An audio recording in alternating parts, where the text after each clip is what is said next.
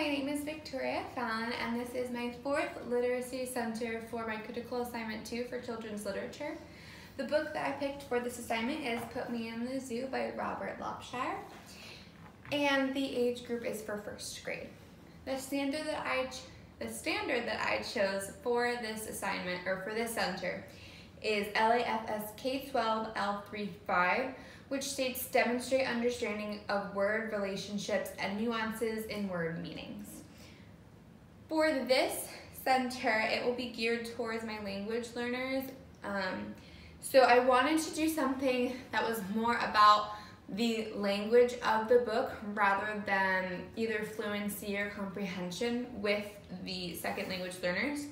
So I have different animals, and they have different word endings for different word families on them.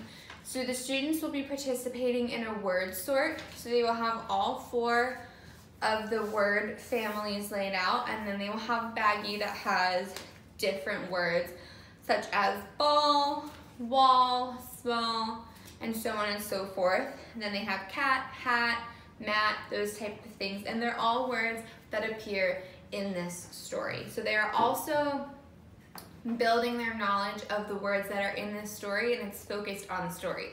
So the task at hand for these students is these animals escaped from the zoo, and they are trying to sort all of their family members back together. So that's how I'm kind of incorporating the Put Me in the Zoo into this.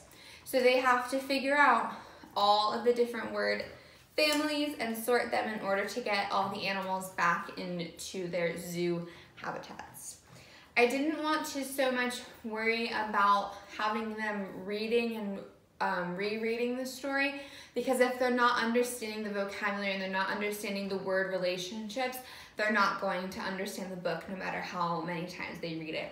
And I feel at this age group, it's very important to try to bridge the gap between their English and whatever their first language is, so then that way when they get to 2nd and 3rd grade and they're learning more of the logistics and the more in-depth conventions of the English language, they're not still having difficulty with sight words and with phonics and phonemic awareness. I want them to have that foundation at this point. So that's really what I wanted them to accomplish from this. So again, I will be using a holistic rubric. If they sort them all correctly, then they get 100. If they do not sort them correctly, they have not mastered the skill. So I would have them try again with different word families or different words in the same word families. So that concludes my 4th center for my second language learners.